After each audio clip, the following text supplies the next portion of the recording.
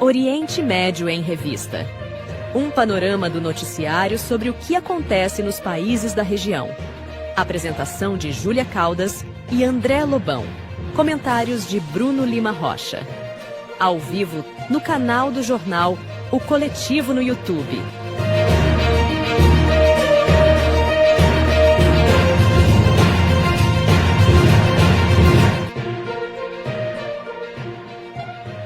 Olá, eu sou o André Lobão e comigo estão Júlia Caldas e Mohamed Ali. Olá, tudo bem?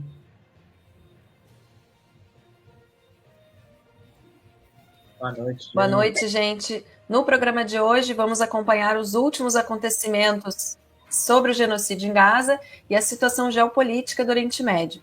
Na entrevista, vamos contar com a participação de representantes do coletivo Vozes Judaicas por Libertação. Lembrando a quem nos acompanha que agora estamos no Instagram, nos sigam por lá no @Oriente Médio em Revista, tudo junto em minúscula. E também não esqueçam de se inscrever aqui no canal e de deixar a sua curtida no vídeo dessa transmissão. Para abrir o nosso programa, a gente vai então com o nosso editorial. Agora, no Oriente Médio em Revista, editorial.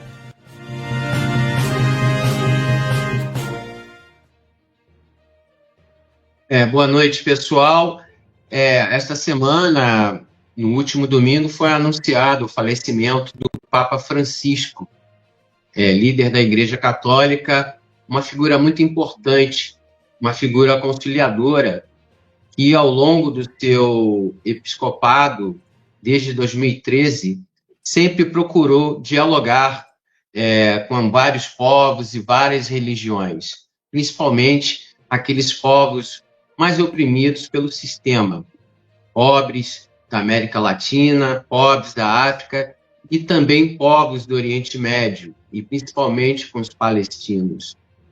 Nos últimos 2 anos, Francisco relatava em suas mídias sociais o sofrimento do povo palestino, conversava com bispos da região, principalmente de Gaza. Muitas pessoas devem lembrar de alguns telefonemas que ele relatou em conversas sobre a situação que estava ocorrendo lá a partir dos bombardeios realizados pelo Estado de Israel. Ele já se preocupava com toda essa situação e sempre se preocupou. E, de alguma forma, a sua passagem, o seu falecimento, deixa, de alguma forma, uma mensagem, né? Que é possível ter paz, que é possível ter compreensão dentro da humanidade, o que não ocorre hoje. Ele, de alguma forma, lutou do seu jeito, de sua forma, trazendo a mensagem de paz. E fica aí a lição que o Papa Francisco nos deixou. É preciso paz e respeito mútuo entre os povos e entre as religiões. Obrigado e bom programa. Obrigado, Lobão. É isso, André, obrigada. Na sequência, a gente vai comentar mais sobre isso, sobre o editorial do André, mas agora vamos chamar já os nossos convidados aqui para a conversa. Então, representando o coletivo Vozes Judaicas por Libertação, a gente está recebendo Shahar e Alex nessa noite de hoje. Boa noite, pessoal, e muito obrigada por estarem aqui com a gente. Boa noite, obrigado pela oportunidade também de estar aqui, é um prazer enorme. Boa noite, pessoal, um prazer estar aqui com vocês nessa noite. Boa noite. Valeu, gente. E vamos dar agora, iniciar então a nossa entrevista de hoje. E aí a primeira questão que eu trago para vocês é se para o coletivo, né, o Vozes Judaicas por Libertação, é possível pensar na independência da Palestina e ao mesmo tempo reconhecer o Estado de Israel. Bom, boa noite. Vou puxar um pouco, falar um pouco sobre a sua pergunta mesmo, até porque a gente, enquanto coletivo, elabora bastante sobre esse tema, né? Eu acho que uma coisa importante para a gente é entender que acho que a gente tem que separar as coisas, né? A existência do Estado de Israel, acho que é um debate que diz respeito à forma como se organiza esse Estado, né? Como se organiza, enfim, esse Estado, como se organiza aquela sociedade e quais as implicações que essa organização produz, né, para a população, seja israelense, seja palestina. Em paralelo a isso, existe a questão da independência, digamos assim, da Palestina, e eu preferiria nem falar da Palestina, mas sim dos palestinos, né? E pensar na população como uma população que hoje sofre um regime de apartheid e um genocídio, né? Há mais de 76 anos, né, que eles vivem sob essa condição de uma limpeza étnica constante. Eu acho que o nosso coletivo se organiza muito mais em reconhecer, primeiramente, essa condição que os palestinos vivem, e, em segundo lugar, buscar uma maneira de centralizar suas narrativas, né, a sua forma de compreender a história, compreender a sua situação e de como que eles resistem e apoiá-los na sua resistência. Então, eu acho que essa questão de Palestina, Israel, essa questão do debate sobre soluções políticas, né, engenharias políticas, não é exatamente o foco do nosso coletivo, porque a gente entende que isso mesmo é uma elaboração que cabe aos palestinos no seu processo de libertação, né, desse regime colonial. E, portanto, a gente está muito mais focado em solidarizar-se, né, prestar solidariedade com essas pessoas e com, enfim, e com a luta, né, desse povo. Claro, perfeito. Bem-vindos, pessoal. É uma honra grande recebê-los aqui em nosso programa. Eu tenho uma pergunta curta. Bem-vindo também, Bruno, que chegou há pouco. Boa noite, Bruno. Todo judeu necessariamente é um sionista? Vou eu, Chá? Eu acho que o debate que o nosso coletivo vem fazendo busca mostrar que não, que nem todo judeu, na realidade, é sionista, né? A gente sabe que o Estado de Israel, dentro do projeto de produzir um Estado étnico dos judeus, ele tem se afirmado como uma entidade que diz em nome de todos os judeus. Mas, na realidade, o que a gente tenta mostrar é que não, né? O sionismo é uma corrente política dentro da luta dos judeus por emancipação que, na realidade, era minoritária no início, né, quando ele surgiu, e até, na realidade, a Segunda Guerra Mundial. Então, o que aconteceu depois do Holocausto foi que isso se tornou a narrativa principal, a ideia de que, para os judeus poderem lutar contra o antissemitismo e terem segurança, era necessária a existência do Estado de Israel. O nosso coletivo busca, como o Shahar falou, se solidarizar radicalmente com os palestinos na luta por libertação da colonização e do estado de apartheid promovido por Israel, mas, ao mesmo tempo, também libertar a identidade judaica do sionismo, né? Tanto recorrendo à história para mostrar que ela não sempre foi a única possibilidade que os judeus deram para a emancipação deles, como também mostrar como que a gente pode construir uma nova ideia de identidade judaica que não seja pautada pelo sionismo. Então, nós acreditamos que não, nem todo judeu é sionista, e a gente tenta dissolver essa ideia que o Estado de Israel tentou colocar. Boa noite a todos, boa noite ao Lobão, à Júlia, ao Bruno, ao Shahar, ao Alex. Boa noite ao pessoal que está no ao vivo, por gentileza, vamos curtir, compartilhar, digam de onde estão vindo, né? De onde estão, né? Para que nós possamos divulgar mais e mais o nosso trabalho.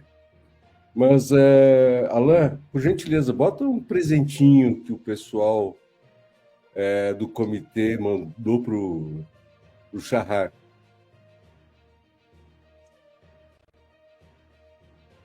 Que é o primeiro cardzinho.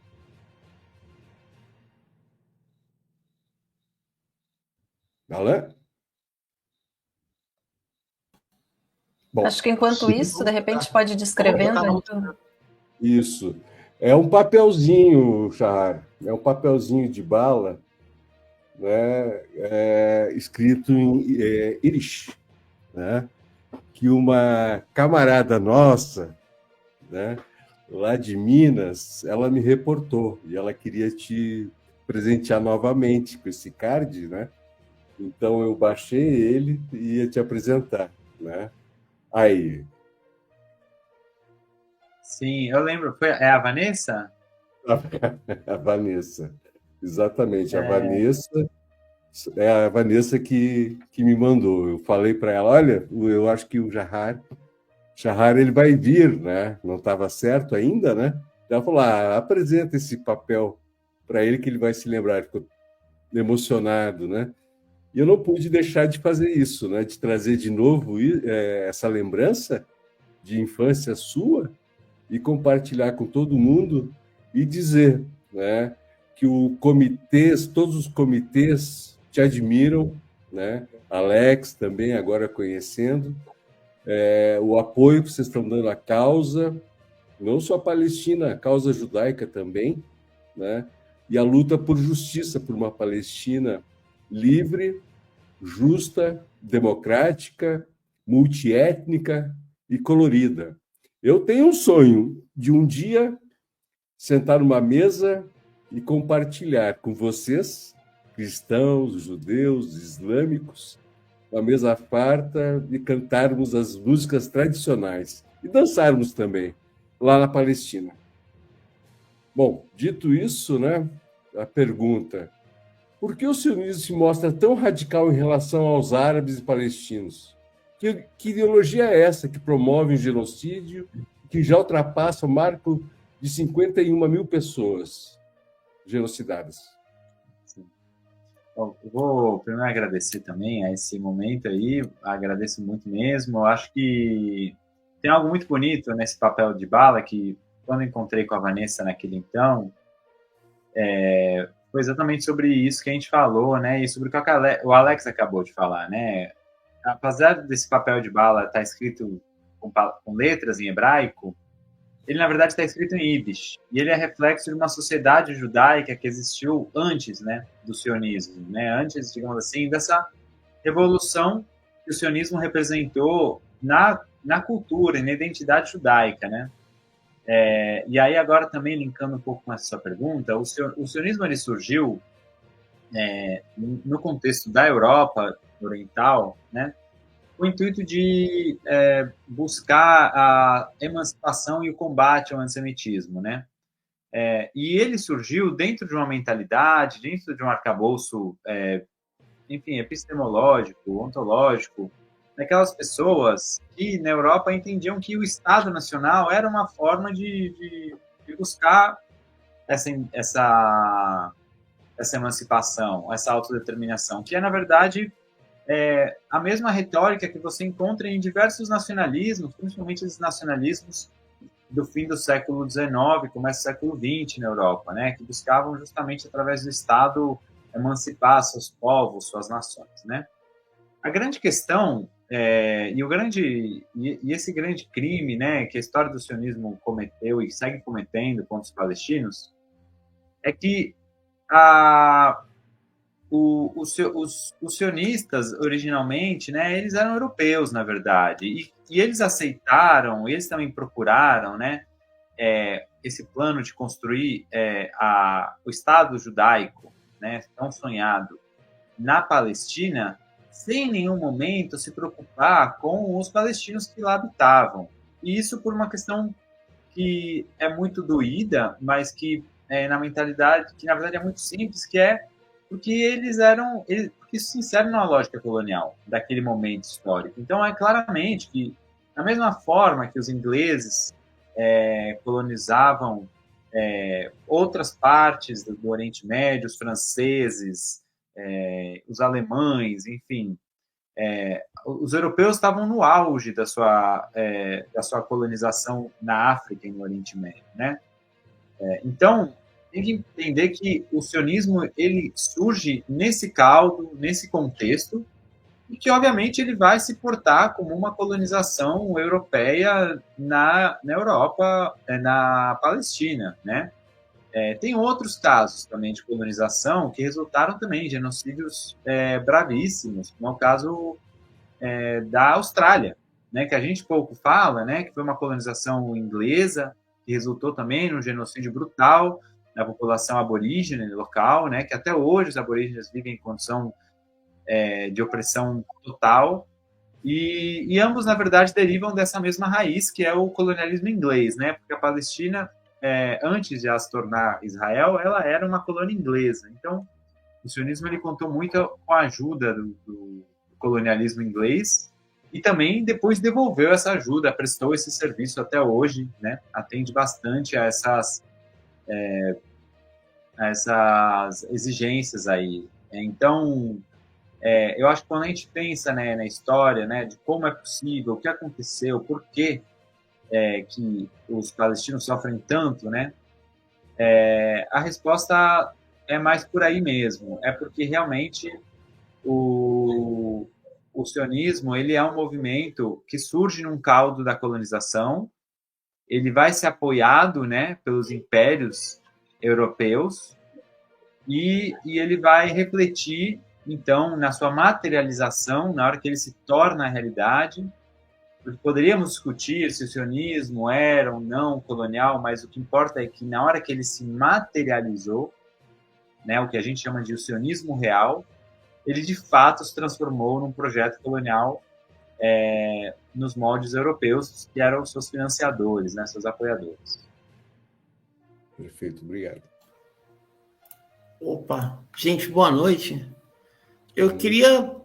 Boa noite, pessoal. Eu queria perguntar para o Char, ou para o Alex, então não sei se isso define quem vai falar, é a articulação de vocês como, eu vou ousar chamar de agrupação judaica ou não sionista ou anti-sionista, vocês vão definir para a gente, tá?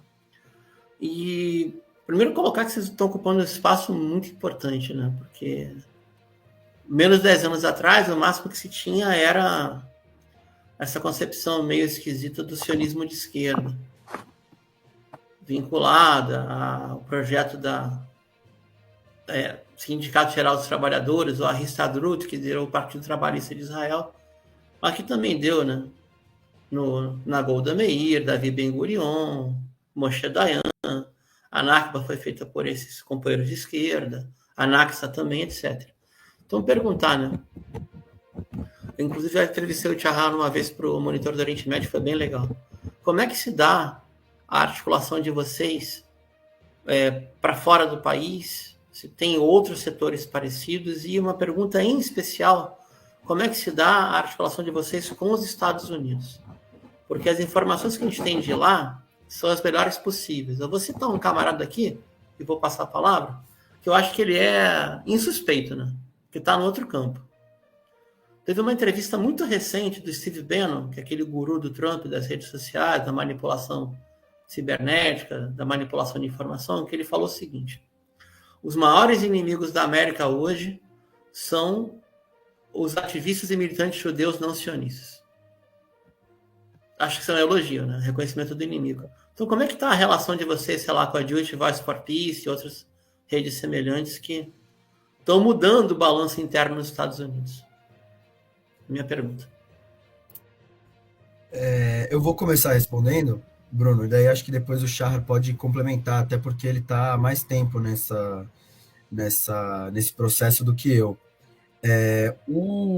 A gente vê que esse processo de, digamos assim, uma espécie de crise de consciência dentro do judaísmo e de a emergência de coletivos judaicos que não se identificam com o sionismo, realmente, especialmente no Brasil, uma coisa que se acelerou, especialmente depois do início dessa etapa do genocídio de Israel, né, contra o povo palestino. Na realidade, eu penso que o Shahar talvez possa explicar isso um pouco melhor, mas o caso do Vozes é um grupo que surgiu realmente se formalizou depois do início dessa ofensiva, em novembro de 2023, mas já tinha um caldo de judeus indignados com a série de ataques que Israel foi promovendo contra o povo palestino, enfim, nesses 76 anos de colonização, mas especialmente nos fenômenos que aconteceram nesse último século, mas que só conseguiu tomar fôlego, tomar corpo mesmo, depois dessa fase do genocídio, né? Diferentemente do processo que tem lá com o pessoal do Jewish Voice for Peace que você mencionou, né? Inclusive porque na América do Norte existe uma comunidade judaica muito maior do que a brasileira, então acho que também existe um peso maior que a comunidade judaica forma dentro da correlação de forças na luta palestina lá e na sociedade no geral, o que não minimiza o nosso papel dentro do Brasil, mas que também a gente bebe muito na fonte desses movimentos de judeus antisionistas e se inspira nele e está articulado com eles em redes desses coletivos ao redor do mundo, né? É fato que agora, como eu já falei algumas vezes, isso ganhou um novo contorno, e talvez no Brasil a gente esteja sendo, de certa forma, uma espécie de novidade em alguns contextos, mas que nos Estados Unidos, como em outras partes do mundo, já existia, né? Enfim, acho que o Chá pode complementar. Não, é isso. Acho que o movimento antisionista é legal. Estão me ouvindo bem? Desculpa, tive um problema técnico aí. Sim. Ok. Tá. O movimento antisionista, ele, né? Ou seja, na verdade, o sionismo veio depois, né? O sionismo veio depois, né? A gente tem que lembrar que o judaísmo tem 4.000 anos, né? E o sionismo tem 100, né? Mais ou menos. Então, na verdade, a gente hoje se coloca em contraposição ao sionismo, a gente se chama de antisionista, mas a gente, na real, está reivindicando uma tradição judaica milenar, né? Diaspórica, né? De não estar atrelado necessariamente a um Estado nacional ou ter um centro geográfico de referência, né? Obviamente que Jerusalém sempre esteve presente nas preces, né? Povo judeu, mas enquanto um lugar bíblico, né? Enquanto um espaço que não é geográfico real, né? Ele é um espaço simbólico, né? Um espaço religioso. Tanto é que ele também aparece, né? Na literatura cristã. Mas o que eu quero dizer é que, justamente, eu acho que a gente reivindica um conceito, existe um conceito no judaísmo Yiddish, que é o doikat, né? Que é o ser judeu em qualquer lugar, né? E ser do lugar, né? Então, isso é uma ideia, um conceito muito bonito que está ligado independente do lugar geográfico de onde se esteja, naquele lugar, se aliar a aquelas pessoas enfim, que a gente considera serem aquelas pessoas que lutam pela sua liberdade, que lutam pela igualdade, que lutam pela emancipação, porque, como eu disse antes, né, o sionismo ele surgiu com uma ideia de buscar emancipação, buscar autodeterminação, mas não foi a única, né, o único movimento. Teve outros, e o principal deles foi justamente o de buscar emancipação através da emancipação geral, né, da ideia do coletivo, né, pensar enfim, na nossa existência, na nossa segurança, na nossa tradição, com algo que depende de um coletivo, de uma sociedade que respeite não só os judeus, mas a todos, né, aos cultos, a todas as religiões, a todas as minorias, a todas as etnias, a todas as orientações de gênero, enfim. Então, complementaria com isso.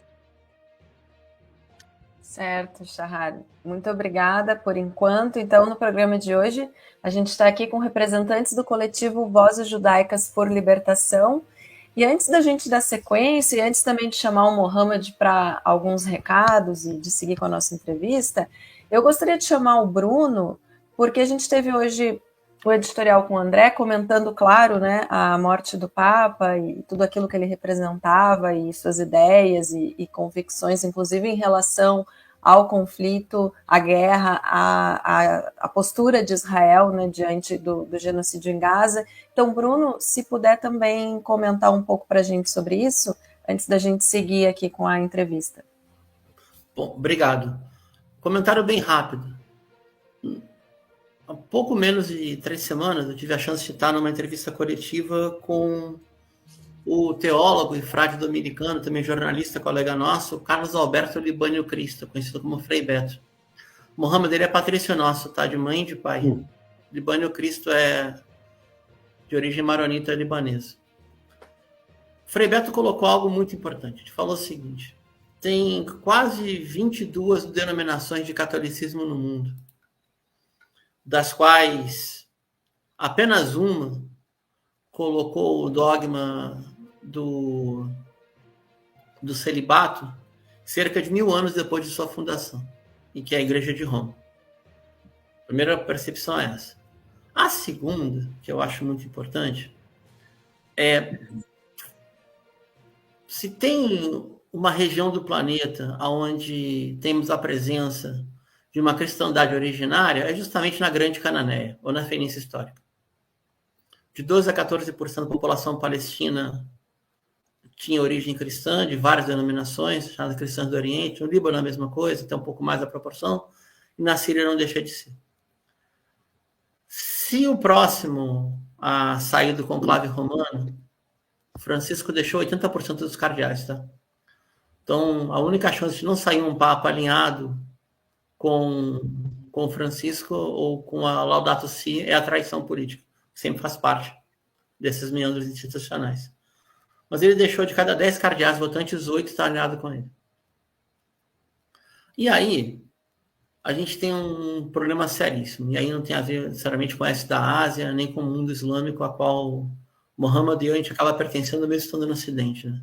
Seja de origem islâmica ou não, a família é um país de maioria islâmica. Qual é o tipo de percepção do cristianismo que você vai ter, por exemplo, na América Latina? É algo parecido com, pelo menos, tentar uma justiça social, uma exploração econômica que não leve à catástrofe do planeta, ou a gente vai seguir nessa cruzada infeliz? Toda cruzada é infeliz, mas essa é muito infeliz, né? Que caminha com um passo muito acelerado para a decadência do Ocidente e para associar ao sionismo eurojudeu com o sionismo neopentecostal. Os números que a gente tem são terríveis, assim, terríveis. Tem mais presença de financiamento dos assentamentos ilegais na Cisjordânia, do chamado Cinturão Bíblico do sul dos Estados Unidos, do que, por exemplo, do Fundo Judaico ou da Agência Judaica, que são entidades cabais, vocês sabem disso. Enfim, tem muita coisa em jogo. Vou entrar num tema polêmico para fechar.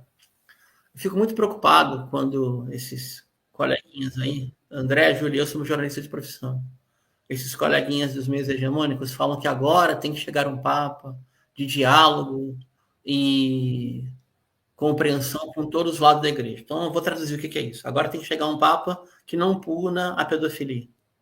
Porque dialogar na igreja é isso. Você não pode punir o pedófilo. Que permita a especulação imobiliária. Que permita o uso dos recursos do Banco do Vaticano.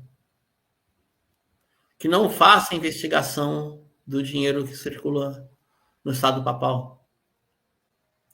Que seja conivente com ditaduras, como foi, por exemplo, a própria Igreja Argentina. Enfim, quando eles estão falando vamos dialogar, é isso. E onde é que está o ponto da inflexão do diálogo conservador, que é conservar o que havia antes, ou seja, a pedofilia, a especulação financeira, a hipocrisia, etc. Está na base católica dos Estados Unidos. É a maior fonte de recursos do catolicismo mundial, o formal de Roma, e ao mesmo tempo mais perigoso. Por quê? Porque, infelizmente, não são esses católicos que organizam, por exemplo, a imigração latino-americana, e sim aquelas comunidades já consolidadas de maioria irlandesa e italiana. que há 120 anos atrás eram operários, eram da classe trabalhadora. Agora seguem sendo, mas tem um nível de manipulação muito alto. Vamos ficar de olho, tá? Existem emissários de Donald Trump no conclave de Roma.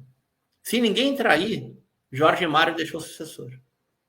Se tiver traição, que sim pode acontecer, a gente pode ter uma reversão de expectativa tenebrosa nesse conclave. E aí serve para quem é católico, para quem não é, para quem é ateu, para quem não é, para quem professa a religião, para quem defende a matriz cultural, porque o peso que vai ter isso vai ser gigantesco. E, por fim, tem um presente de grego, né? Não gosto de falar isso, que remete à noção histórica, né? Porque o presente grego foi para nós, né, Mohamed? Foi justamente para... Ai, Jesus! Para Cartago, né? Mas tudo bem. Tem um presentinho aí. Tem um cardeal africano, acho que é do Togo. Pois é. Que é negro. E traz todas as teses que Francisco combatia. Misoginia, acobertar os crimes dentro da igreja, usar as riquezas do Vaticano, etc. Esse seria a traição perfeita. Fico por aqui, vou voltar para o programa. Obrigado pelo espaço. Ótimo, Bruno. Baita reflexão aí para a gente seguir pensando e, se der tempo, a gente comenta ao longo do programa. Antes da gente seguir, Mohamed, tem recados dos comitês, eventos? Tenho sim. Agora, dia 25, por favor, Alan, isso, Ação Global, dia 25 de abril, todos em frente às embaixadas americanas, seus consulados, protestando contra o genocídio, o qual eles bancam financeiramente e exportam as bombas. Chegou hoje, parece que 6 aviões cheios de bombas que explodem bunkers, né? Então, imagina o que vai se transformar em Gaza a partir de amanhã e depois.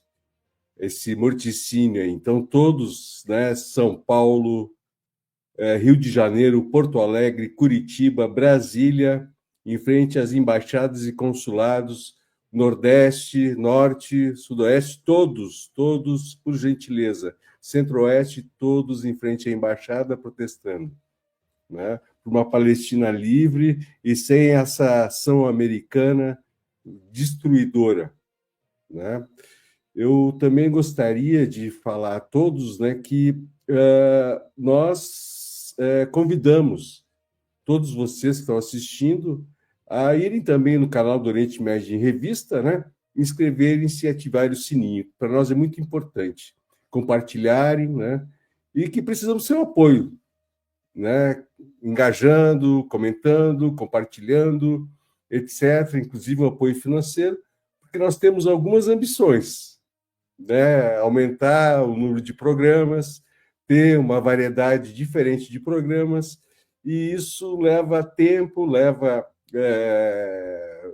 trabalho, e a gente vai precisar do apoio financeiro. Esse é o nosso Pix, sindasp@gmail.com. Qualquer contribuição será bem-vinda. Por gentileza, quem puder contribuir, faça isso, que falamos do Oriente Médio, falamos dos povos, das opressões, e é bom dar voz a todos, né? Eu só gostaria de comentar 2 coisas, né, em relação ao que o Bruno acabou de dizer, né? Esse Papa favorito sul-africano, né? Ele deve ser um Papa do Partido Democrata, né? Porque eles sempre botam na ONU um preto para votar contra os palestinos, contra a paz, ou um general preto, né, para fazer a confusão, invadir o Iraque, o Afeganistão, invadir os outros países e dizer, olha, nós somos multi, não são multi, não. Estão usando a identidade africana, né, que é um povo que procura ainda a sua liberdade, se libertar da colonização, assim como nós, o povo palestino, o povo indígena, né, que busca respeito, igualdade, solidariedade e justiça. É importante que nós olhamos por essa perspectiva. O que o mundo precisa? De paz, respeito prosperidade. E ela só acontece se muitos ganharem, não só alguns ganharem, como hoje estão fazendo, né, essas manipulações econômicas, essas taxações,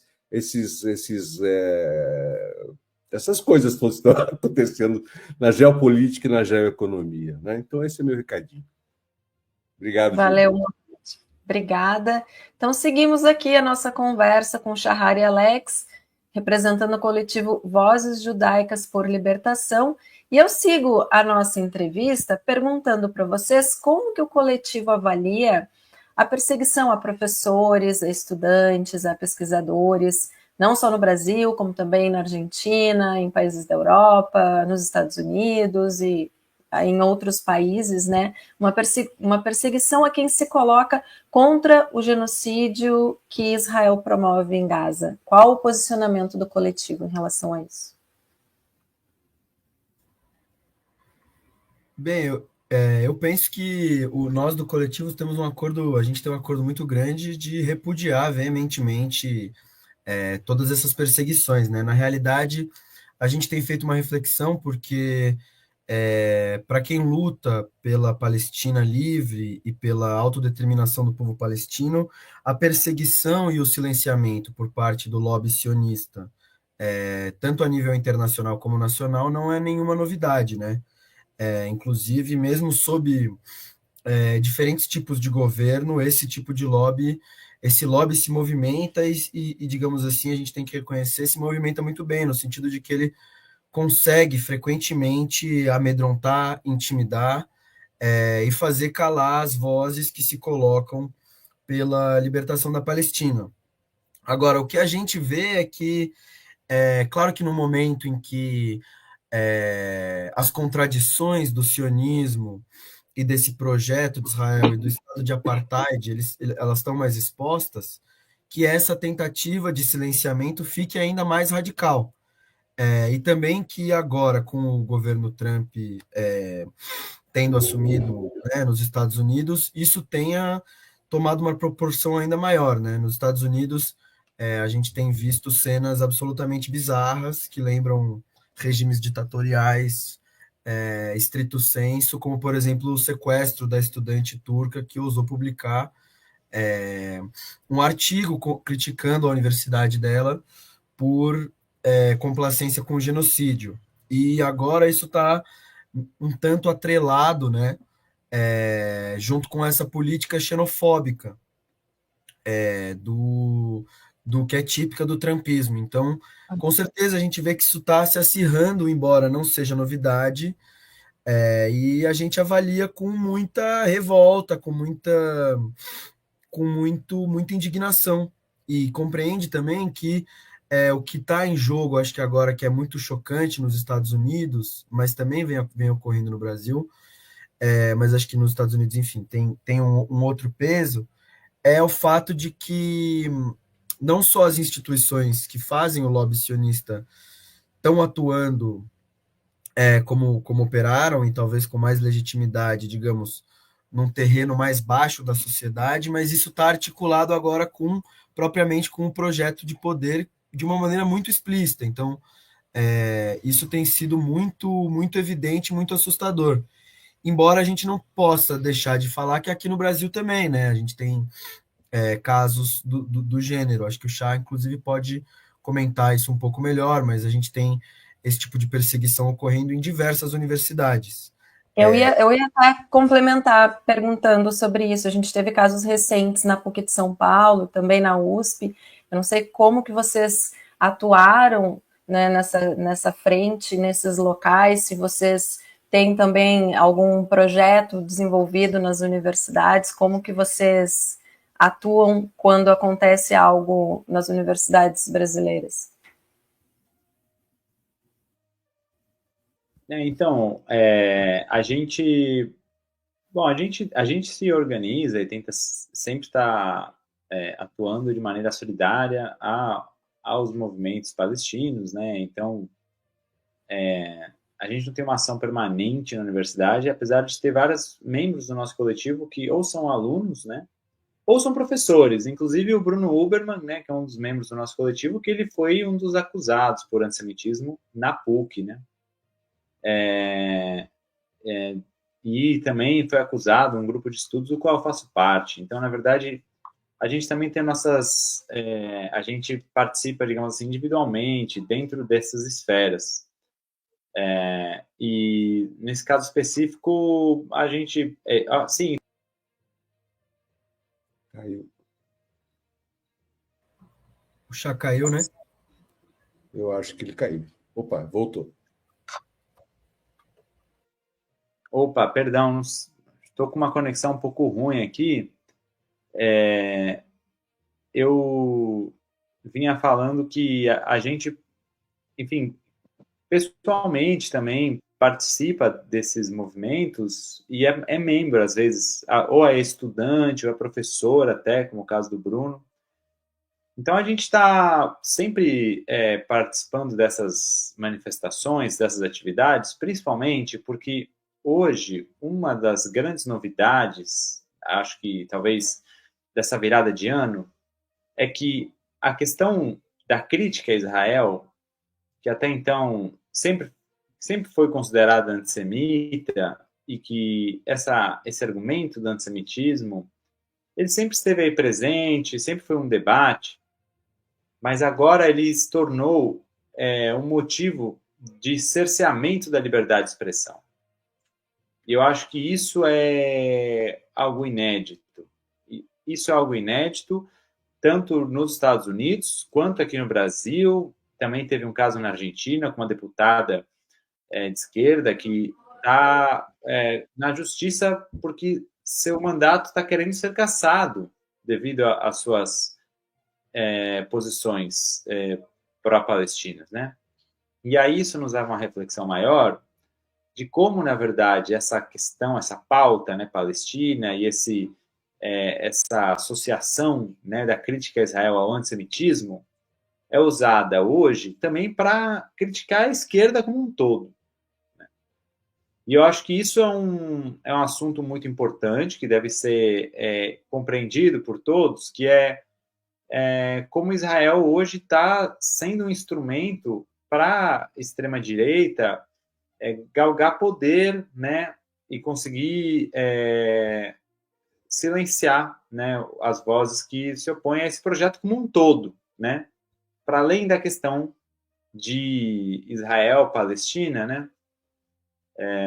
Então, a nossa participação nesse sentido, ele também assume, a partir dessa situação, um papel central para mostrar que bom, o óbvio precisa ser dito, né? Criticar Israel não é antissemita. O fato é que nós somos um coletivo judaico que critica Israel e que, pelo contrário, reivindica o judaísmo e chama o judaísmo para nós. E isso também se dá em diversos movimentos no mundo que estão hoje pipocando, né? Na Europa, nos Estados Unidos, como foi citado antes. E é importante porque isso hoje é uma pauta que não é só de quem defende a Palestina, mas é uma pauta de todos aqueles que defendem a liberdade de expressão, né?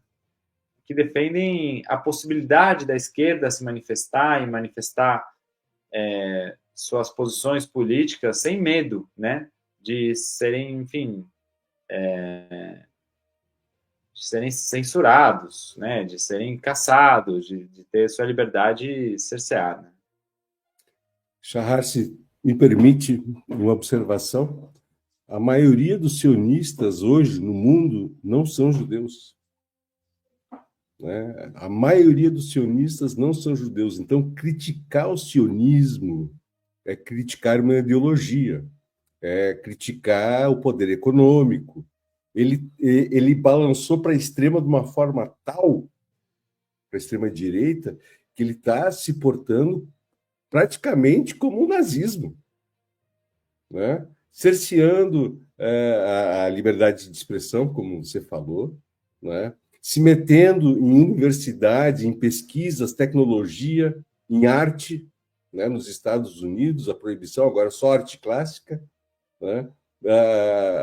A deportação de pessoas, isso a gente já viu Isso já passou. Os antepassados que sofreram lá na Europa, gente, não se pode negar o Holocausto. E o Holocausto, eles passaram por isso. Falando em Papa, nós tivemos um Papa que fechou o olho para o Holocausto. Né? E a gente precisa lembrar disso. Né? Não se pode fechar os olhos para o sofrimento das pessoas, para as injustiças sociais. A gente precisa estar desperto. O que está acontecendo com o mundo, esse movimento forte, essa guinada para o fascismo, é muito perigoso, é extremamente perigoso. Então, desculpa, né, mas é isso que eu penso. Não, eu queria até continuar esse diálogo com você e dizer que é muito comum a gente olhar imediatamente para o Holocausto, né? Visto que a gente está falando de um Estado que se coloca em defesa do povo judeu. Mas é importante a gente lembrar que os Estados Unidos, eles possuem uma história própria de genocídio e limpeza étnica brutal, né? Ou seja, não seria necessário a gente fazer essa referência ao Holocausto. Não que a gente não deva ou não possa, mas hoje o que acontece nos Estados Unidos está muito mais ancorado a uma tradição deles mesmos de colonização e de genocídio da população indígena local, né? E que hoje, olhando até mesmo para o que acontece em Israel, e olhando a presença de financiamento norte-americano e de presença até mesmo de pessoas, né, estadunidenses que estão lá lutando nas Forças Armadas de Israel ou participando dos assentamentos, porque são judeus e porque decidiram emigrar, enfim, mas também porque podem fazer isso, nos faz também pensar até que ponto essa tradição de racismo, essa tradição de limpeza étnica também não tem origem nessa tradição norte-americana de extermínio da população indígena. E até que ponto essas ideologias elas ressoam justamente nisso. E não quero não quero dizer que o Holocausto também não foi sobre isso, mas é porque o Holocausto ele é mais um dos genocídios promovidos pela supremacia branca, né? Que eu acho que hoje é o que está aparecendo, né? Que está se destacando, né? Seja no Brasil, seja nos Estados Unidos, seja nos países europeus. Eu acho que uma coisa que a gente vê é que todos os movimentos têm em comum o fato de se apresentarem como supremacistas e como supremacistas brancos. E que também é o caso que eu acho que o sionismo ele faz parte desse movimento. Ele é mais uma expressão desse movimento supremacista, né?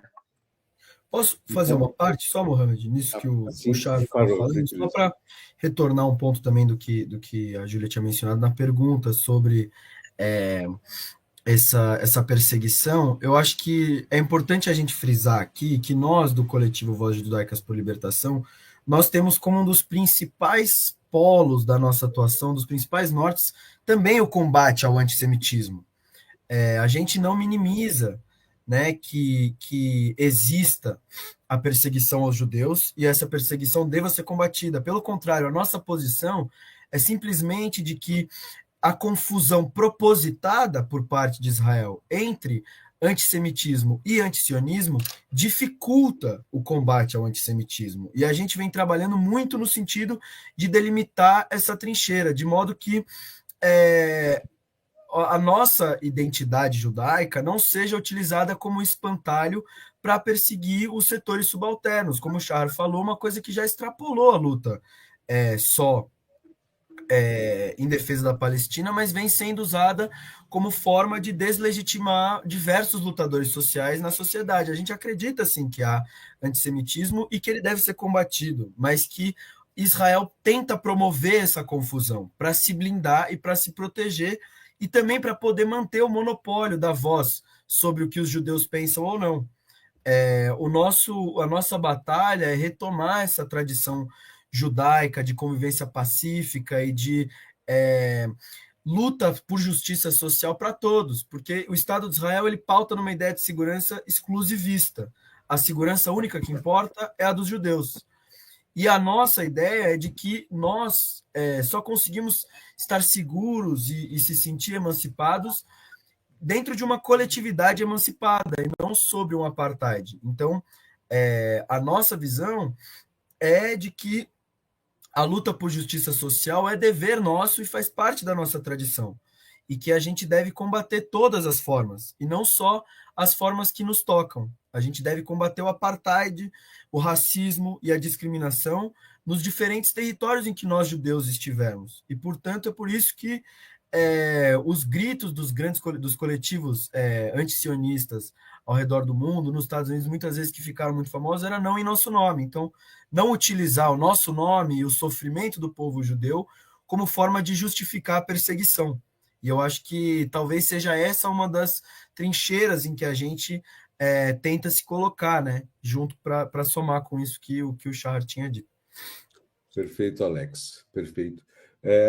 Uma das coisas que, só para eu ilustrar um pouquinho, né, nós vivemos na América e a principal migração são de europeus para cá, né? Então, também eu não posso só dizer que os norte-americanos têm essa tradição, como os alemães também tiveram, né, essa tradição, os ingleses na China, na Índia, os italianos na África, né? Espanhóis. Oi? Espanhóis aqui. Os espanhóis, né? Toda a América Latina, né, sofreu com genocídio indígena. Isso. E voltando para isso, a nossa cultura aqui, ocidental, recebeu muitos filmes de Hollywood para que não se faça isso novamente. Eu respeito a tragédia houve, o Holocausto existiu, mas a causa palestina ela precisa de um paralelo. Novas palavras. Eu não vejo palavra melhor do que genocídio para o que está acontecendo. Eu não vejo outra palavra melhor que os ditos colonos fazem purgons com os palestinos, os civis palestinos, porque estão armados e estão lá incomodando. Eu não vejo outra palavra, né, que, se não pararem com esse genocídio, vai acontecer o Holocausto palestino. São vastos materiais sobre o Holocausto que nós respeitamos demais, né? Nós somos antinazistas, antifascistas, anti tudo isso. Mas a gente precisa de alguma coisa, alguma similaridade, com todo respeito, para que a gente possa dizer, olha, aconteceu isso em maior escala, mas não pode deixar acontecer isso novamente, nessa escala atual, que passa aqui no celular. No celular passa todo dia essa tragédia, né? E, nossa, o coletivo de vocês é fantástico. O que está acontecendo nos Estados Unidos é uma primavera, né? Estão lá atacando Harvard, e Harvard está se levantando contra isso, né? A população, nos discursos do Bernie Sanders, né, estão vaiando essas ações dos Estados Unidos contra Israel. Estão gritando Free Palestine. E isso graças aos coletivos judaicos. A gente precisa dizer muito obrigado. Entrar no Congresso americano, se manifestar de uma forma gigante. Então, a Palestina, essa luta que vocês têm, que é a nossa luta, vocês estão abraçando a nossa luta, e a luta de vocês, para chegar num ponto em comum, que é paz, harmonia, respeito, solidariedade, que o judeu ele possa, sim, ser o judeu brasileiro e andar livremente no Brasil, fora skinheads, parem com isso, respeitem o cidadão, não é? O islâmico, o budista, respeitem todas as religiões, todas as cores e todos os... o rico, o pobre, todos merecem respeito. Todos nascemos do mesmo Deus que seja, né? É isso que eu penso, né? É isso que eu... Né? Mas a gente conversa depois também. Bom, eu queria agradecer aqui a Regina Alves, que mandou um superchat, né? R$ 2 ajudando aqui na nossa campanha. Infelizmente, semana passada tivemos um problema técnico, enfim, para fazer esse programa, para levar adiante uma edição desse programa, é muito trabalhoso. A gente está em busca da sustentabilidade, né, da nossa produção e precisamos efetivamente do apoio de você que nos acompanha aqui a cada edição, deixando aqui seu like, curtindo, compartilhando o conteúdo. A gente está agora em uma nova frente no Instagram também, que está sendo veiculado neste momento uma transmissão simultânea no nosso canal no Instagram. Enfim, pedimos o apoio de vocês que nos acompanham, né, e que estão conosco nessa causa em prol, em defesa do palestino, do povo palestino, da Palestina e contra a opressão. Mais uma vez agradecendo aqui. Bom, eu tinha até uma pergunta, vocês até acabaram por responder, que eu queria abordar a questão da definição de antissemitismo, né? E como diferenciar o antissemitismo do antisionismo.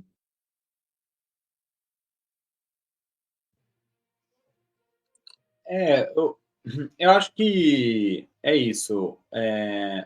Uma das coisas muito importantes, existem alguns debates internos, né, sobre o que é antissemitismo, a busca de uma definição.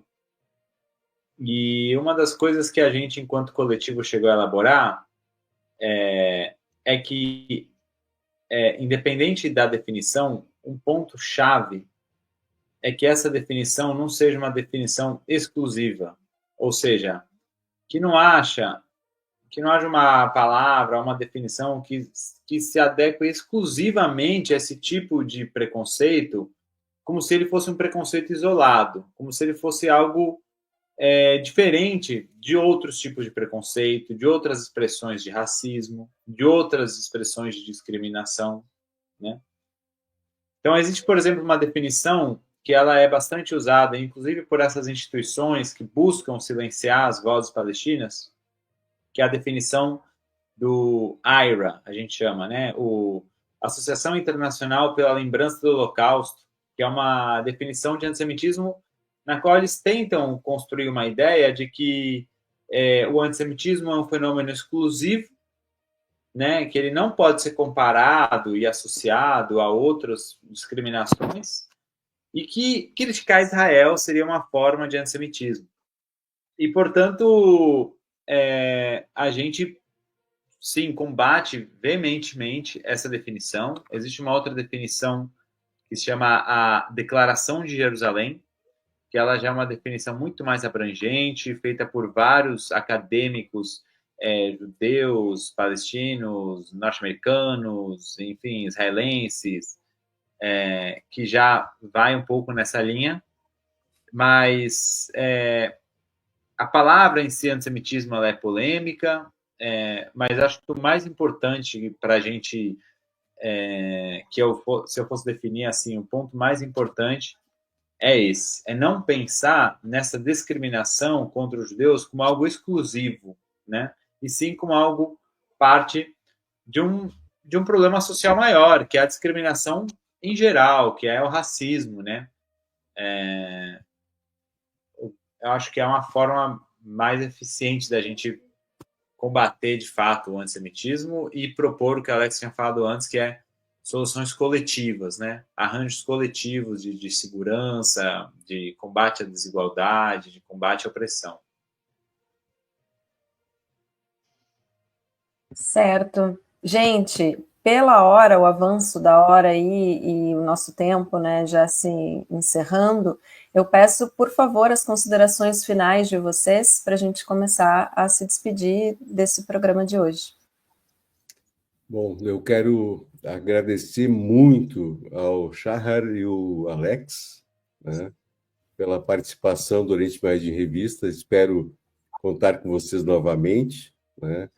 Também transmitir que os comitês, eles se orgulham muito das ações de vocês, estarem com vocês. Também quero dizer que eu ia para São Paulo nos anos 90, né? E ia lá para o Bom Retiro, antes da entrada dos dos coreanos tomarem toda aquela região, né? Então a gente negociava tranquilamente com os judeus que tinham os seus atacados lá. Inclusive tinham aquelas galerias que passavam de um lado para outro, né? Não sei se existem mais, faz mais de 30 anos, né? E lá eu comi a melhor comida árabe, feita por um judeu iemenita, né? Foi fantástico, né? Então, o convívio é possível, é muito possível ver o No Other Land, 2 diretores lutando para trazer a verdade dos fatos, das coisas que acontecem, da opressão, né? E esse coletivo ele me dá uma luz de esperança muito forte, né? Desse convívio que a gente possa ter no Brasil, na América, na Alemanha, na Argentina, na Austrália, em qualquer lugar do mundo, né? O respeito ele é fundamental, não a tolerância, o respeito, né? E fecho a minha participação por aqui. Muito obrigado.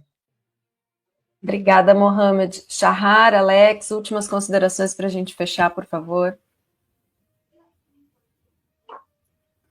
Eu só diria rapidinho agradecer aí a todos que estão escutando, também ao André, ao Mohamed, a Júlia e ao Bruno aí pelo convite, e dizer que fico muito feliz de poder estar participando, de poder ouvir essas palavras bonitas, né, do Mohamed, e dizer que eu acho que é isso, sabe? A gente entende que, no fundo, nós vemos a própria identidade judaica sendo sequestrada também por esse regime que hoje oprime os palestinos, né?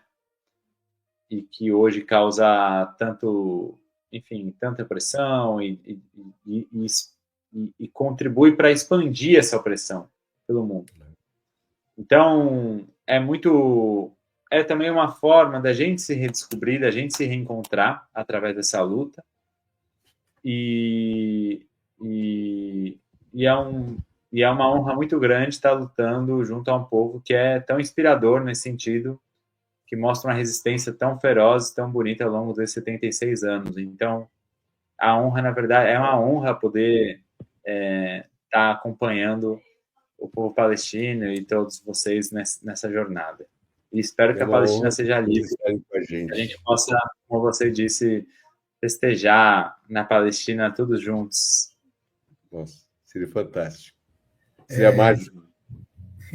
Sim. Eu queria fazer ecoar aí as palavras do Shahar, agradecer em nome do coletivo inteiro, ao Oriente Médio em Revista, a você, André, Mohamed, Júlia, Bruno e Alan também, que está nos bastidores. Para nós é importante a possibilidade de estar trocando e dialogando sobre a luta, sobre os rumos dela coletivamente. Frisar isso que o Shah falou, que a nossa solidariedade radical com o povo palestino é o ponto de apoio e de inspiração para nós, e que a gente acredita muito nessa luta, e penso que transformou também as nossas vidas e a nossa própria compreensão do mundo, de maneira que acho que a gente está atrelado a isso para sempre. E a gente tem muita fé nessa luta e muita esperança, porque apesar de todo esse horror que a gente vem assistindo em Gaza e contra os palestinos, que não é de hoje, já é de muito tempo, acho que também é importante a gente dar digamos assim, esse zoom out, essa saída para o cenário histórico maior e compreender que talvez hoje seja um dos momentos em que as contradições do sionismo estão mais abertas e expostas para o mundo, e a despeito do custo terrível que isso tem causado de sofrimento ao povo palestino, também é um motivo de esperança. Hoje em dia, a gente vê cada vez mais as violências do Estado de Israel, eles estão conseguindo cada vez menos silenciar essas vozes, e espero que a gente veja todos juntos a Palestina livre. Muito obrigado, gente, pelo convite. Obrigado, Alex. Valeu, gente. Obrigada por participarem aqui hoje. Essa edição, então, do Oriente Médio em Revista fica por aqui. Esperamos vocês no nosso próximo episódio aqui no canal. E o programa conta com a produção técnica e jornalística de Alan Camargo, André Lobão, Bruno Lima Rocha, Christopher Dalalana, Juan Carvalho e Júlia Caldas. Contamos também com a participação de Mohamed Ali, do Comitê pela Paz na Palestina contra o Apartheid e o Genocídio. Aproveitamos para convidar você que nos assiste a curtir e compartilhar o nosso programa em suas redes sociais e também a deixar o seu like aqui no vídeo desta transmissão. E a quem quiser colaborar com o programa, nosso Pix está passando aí na tela. Lembrando que Oriente Médio em Revista está também no Instagram. Nos siga no @Oriente Médio em Revista. Tudo junto. É importante dizer que nosso programa é transmitido de forma simultânea nos seguintes canais: Oriente Médio em Revista, o Coletivo, a Voz Trabalhadora, GGN, canal da Geopolítica, Brasil de Fato Rio Grande do Sul, e aos sábados, no canal da revista Fórum. Oriente Médio em Revista é uma realização do Instituto de Cultura, Comunicação e Educação Popular, o ICEP. Um abraço e até a próxima.